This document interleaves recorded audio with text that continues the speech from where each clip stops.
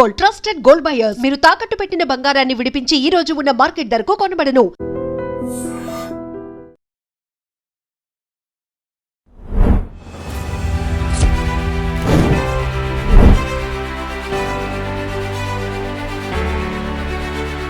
Welcome to I dream. లొంగిపోయిన మావోయిస్టులందరినీ మహారాష్ట్ర దర్శన్ పేరిట రాష్ట్ర ప్రభుత్వం అక్కడ రాష్ట్రం అంతా తిప్పాలని నిర్ణయించింది. ప్రభుత్వ ఆదేశాల మేరకు గచ్చిరోలి ఎస్పీ రమేష్ కుమార్ గారు తన సింబతితో లొంగిపోయిన మావోయిస్టులందరూ కూడా 2 బస్సుల్లో మహారాష్ట్ర ప్రధాన ప్రాంతాలను కూడా తిప్పారు. ముందుగా గచ్చిరోలిలో నుంచి స్టార్ట్ అయ్యి అక్కడి నుండి చంద్రపూర్, బల్లర్షా మీదుగా వాళ్ళకు ఒక షెల్టర్ ఇచ్చారు. అక్కడి నుంచి బల్లర్షాల్ ఆ ప్రాంతంలో రైల్వే స్టేషన్, ఆ ప్రాంతంలో కొన్ని ప్రాంతాలు ఇంపార్టెంట్ ప్రాంతాలు, గతంలో మావోయిస్టు పరిసర ప్రాంతాలు ఉన్నప్పుడు ఏ విధంగా ఉండేది, వాళ్ళు విడిచిపెట్టిన తర్వాత ఆ ప్రాంతాలు ఏ విధంగా అభివృద్ధి చెందాయి అనే విషయాన్ని చాలా క్లియర్గా ఎక్స్ప్లెయిన్ చేశారు.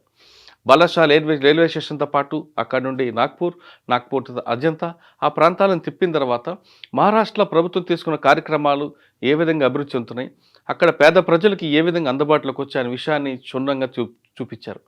కేంద్ర కమిటీ మాజీ సభ్యుడు మల్లోజ్ వేణుగోపాల్ అలియా సోనుతో పాటు అతనితో పాటు లొంగిపోయిన దాదాపు 100 మందికి పైగా 2 బస్సుల్లో ఆ ప్రాంతాలను తిరిగారు. అయితే వీళ్ళందరికీ కోఆర్డినేట్ చేయడానికి ప్రధాన కుక్ హజారే ప్రధాన భూమిక పోషించారు. ఆయన ముందుగా వెళ్ళడం, వీళ్ళందరికీ వంటలు ఏర్పాటు చేయడం, ఆ ప్రాంతాల్లో జరిగిన ప్రభుత్వ కార్యక్రమాలు ఏంటి, పేద ప్రజలు ఏ విధంగా ఉన్నారు, ఆర్థిక అసమానతలు ఉన్నాయా లేవా అనే విషయాన్ని చాలా క్షుణ్ణంగా చెప్పారు. ఇక్కడ గచ్చిరోలి బయలుదేరిన వేణుగోపాల్ గారి బృందం చంద్రపూర్ వచ్చే వరకు అక్కడ గతంలో వీళ్ళు తిరిగిన ప్రాంతాలు ఎలాగుండేవి, ఇప్పుడు ఎలాగున్నాయి, ముఖ్యంగా మూల్ అనే ప్రాంతం తీసుకుంటే అది మహారాష్ట్ర ముఖ్యమంత్రి ఫడ్నీస్ గారి సొంత ఊరు. ఆ ప్రాంతం గతంలో ఎలాగుండి ఇప్పుడు ఎలాగుంది, ఆ ప్రాంతంలో అడవి ప్రాంతం ఏ విధంగా అభివృద్ధి చెందింది, అదేవిధంగా చంద్రపూర్ వచ్చేసరికి తడాబో ఫారెస్ట్ ఎలాగుంది, ఇప్పుడు ఎలాగుంది, ఈ కార్యక్రమాలను చూపించిన తర్వాత అజంతా తీసుకెళ్లారు. అజంతాలో చక్కటి శిల్పాలు, ఆ ప్రాంతంలో ఉన్న చాలా ఇంపార్టెంట్. అజంతా ఎల్లోరా ఏ విధంగా ఉంది, ఇప్పుడు ఎలాగుంది, ఇప్పుడు డెవలప్మెంట్ అవుతుంది, టూరిస్టులు ఏ విధంగా వస్తున్నారు అన్న విషయాలు కూడా క్షుణ్ణంగా చెప్పారు. అక్కడ నుండి నాగ్పూర్ నాగ్పూర్లో ఇండస్ట్రియల్ ఏరియా చూపించారు. దాని తర్వాత బల్లార్షా తీసుకొచ్చారు. అన్ని ప్రాంతం తిప్పి ఆ ప్రాంతంలో ఉన్న భోజనాలు కానీ, ఆ ప్రాంతంలో ప్రజల అభిరుచి ఏ విధంగా ఉంది, గతంలో ఏ విధంగా ఉండేది, ప్రస్తుతం ప్రభుత్వం పాలన వచ్చిన తర్వాత ఏ విధంగా ఉంది అనేది వాళ్ళకి వివరించి చూపించారు. ముఖ్యంగా గచ్చిరోలిలో ఒకప్పుడు మావోయిస్టులు పెట్టని కోట ఉన్న ప్రాంతాల్లో కూడా తిప్పినట్లుగా తెలుస్తుంది. అయితే ఈ మొత్తం కార్యక్రమం మీద మల్లోజ్ వేణుగోపాల్ గారు ఏమన్నారు ఒకసారి విందాం. ఈరోజు గాంధీ ఆశ్రమం చూడడంతో మా మహారాష్ట్ర దర్శన్ 5 రోజుల కార్యక్రమం ముగిసింది. ఈ అవకాశం కల్పించిన అధికారులకు అందరి తరఫున అభినందనలు. మేము సాయుధ పోరాట తాత్కాలిక విరమణ ప్రకటించే ముందే సరైన నిర్ణయం తీసుకోని ఫలితం మా ఉద్యమ ఓటమి అని అంగీకరించి ప్రజలకు క్షమాపణ చెప్పాము. మారిన పరిస్థితులు అధ్యయనం చేయాలని ముందే నిర్ణయించుకున్నాము. అందులో ఇది ఒక తొలి అడుగు. మారిన పరిస్థితుల అధ్యయనం ఒక ఫ్యాక్టరీ నుండి మొదలై పర్యావరణ మార్పులతో పాటు కులాలు, మతాలు, కట్టుబాట్లను కొత్త వెలుగులో పరిచయం చేసుకున్నాను. భవిష్యత్ అధ్యయనానికి బీజాలు పడ్డాయి. ఈ పర్యటనలో మేము అర్థం చేసుకున్న మేరకు నాగ్పూర్ నుండి బుల్డానా వరకు, ఔరంగాబాద్ నుండి వర్ధా వరకు చూసిన చోట చాలా మార్పులు మా కంటికి అగుపడ్డాయి.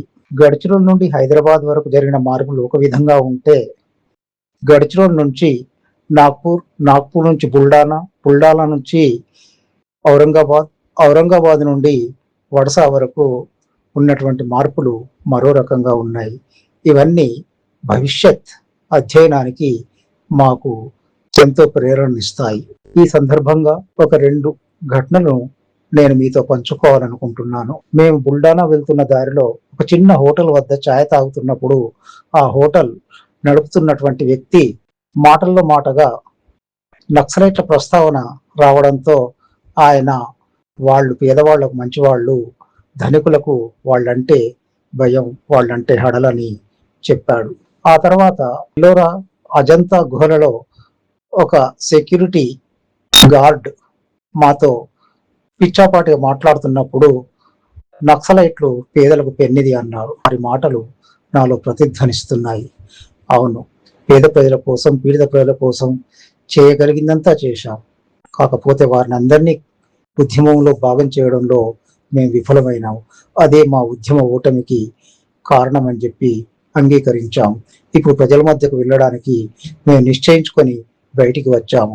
ఆ 2 పీడిత ప్రజల ప్రతినిధులుగా భావిస్తూ వాళ్ళ కోసం మేము తుది వరకు ఈ మార్గంలోనే పయనిస్తామంటూ మీ ముందు మీ ముందు వివరిస్తూ సెలవు తీసుకుంటున్నాను.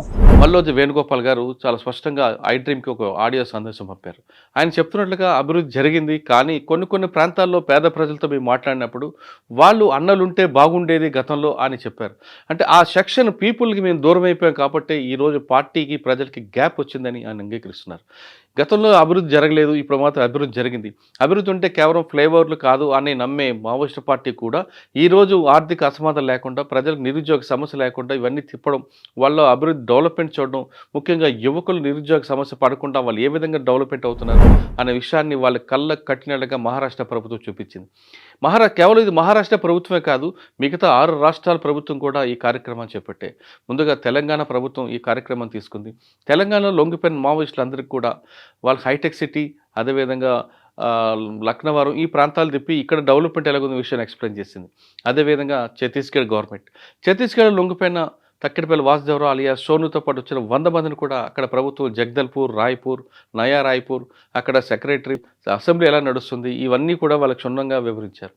అదేవిధంగా జార్ఖండ్ కూడా, ఒడిశా కూడా, ఈ ప్రాంతం అంటే 6 రాష్ట్రాలు ఒకప్పుడు పెట్టన కొట్టకొన్న మావోయిస్ట్ పార్టీ తర్వాత లొంగిపోయిన తర్వాత ఈ 6 రాష్ట్రాల్లో ఉన్న ప్రభుత్వాలు వాళ్ళకి కేవలం ఉపాధి కల్పించడమే కాకుండా ప్రభుత్వం చేసిన కార్యక్రమాలు ఏ విధంగా ముందుకెళ్తున్నాయి, అక్కడ ప్రజలు ఏమంటున్నారు అనే విషయాన్ని క్షుణ్ణంగా అన్ని రాష్ట్ర ప్రభుత్వాలు చూపించడంతో వాళ్ళ వైఖరిలో మార్పు వచ్చిందని చాలా స్పష్టంగా తెలుస్తుంది. కొంతమంది వితండవాదం చేసినా లొంగిపోయిన మావోయిస్టులు మాత్రం ప్రభుత్వం జరిగిన కార్యక్రమాలకి వాళ్ళు కూడా అంగీకరిస్తున్నారు. అంటే అభివృద్ధి అంటే డెవలప్మెంటు, బిల్డింగ్లు కట్టడం, అదేవిధంగా ఫ్లైఓవర్లు కట్టడమే కాదు, ఇటువంటి ఆర్థిక అసమానతలు కూడా తగ్గాయనే విషయాన్ని వాళ్ళు అంగీకరిస్తున్నారు. ఇలా ఏ విధంగా అంటే హైటెక్ సిటీ ప్రాంతంలో తీసుకుంటే గతంలో లొంగిపోయిన మావోయిస్టులందరూ వచ్చి అక్కడున్న సాఫ్ట్వేర్ ఎంప్లాయ్తో మాట్లాడారు. వాళ్ళు ఆదిలాబాద్, వరంగల్ ఆ మారుమూల ప్రాంతం నుంచి వచ్చిన వాళ్ళు ఇక్కడికి వచ్చిన తర్వాత 30,000 నుంచి 3 లక్షల రూపాయలు జీతాలు తీసుకొని వాళ్ళు ఏ విధంగా డెవలప్ అయ్యారు, సొంత కాలం మీద నిలబడి వాళ్ళు ఆర్థికంగా ఎలా డెవలప్ అయ్యారు, ఈ వచ్చిన డబ్బులతో ఊర్లు ఏ విధంగా భూములు కొంటున్నారనే విషయాన్ని వాళ్ళు చెప్పేసరికి వీళ్ళలో కూడా కరెక్టే మనం కొంత సెక్షన్ పీపుల్ దూరం అయిపోయిన విషయాన్ని అంగీకరించారు. అదేవిధంగా జగదల్పూర్లో కూడా తీసుకున్న, రాయ్పూర్ తీసుకున్న, అసెంబ్లీకి వెళ్ళిన ఈ ప్రజల్లో ఒక మార్పుని మాజీ మావోయిస్టులు అంగీకరించినట్టుగా తెలుస్తుంది. ముఖ్యంగా ఒడిశా కూడా, ఎందుకంటే ఒడిశాలో ఎప్పటి నుంచో ఉంది ఆ ప్రాంతంలో కలహండి కానీ, అదేవిధంగా గరియాబాద్, నౌపాడ్ ఆ ప్రాంతంలో కూడా తొంగిపోయిన మావోయిస్టులని ఒడిశా ప్రాంతం, భువనేశ్వర్, పూరి ఈ ప్రాంతం ఎప్పటితో వాళ్ళు కూడా అంగీకరించినట్టు తెలుస్తుంది. అంటే కేవలం పట్టణ ప్రాంతాలు అభివృద్ధి చెందాయి, పల్లెలు గ్రామాలు అభివృద్ధి చెందలేదని నమ్మే మావోయిస్ట్ పార్టీ కూడా ఇప్పుడు చూస్తున్న ఈ దర్శన్ పేరు మీద అన్ని రాష్ట్రాలు తిరుగుతుంటే వాళ్ళలో కూడా మార్పు వచ్చేదనే విషయాన్ని అంగీకరించక తప్పదు. ముఖ్యంగా ఆర్థిక అసమానతలు, కుల వివక్ష, భూస్వామ్య వ్యవస్థ మీద ఎక్కువగా పోరాటం చేసే మావోయిస్ట్ పార్టీ ఈ 3 కనుమరుగు అవుతున్నాయని వాళ్ళు కూడా నమ్మే పరిస్థితి కనిపిస్తుంది.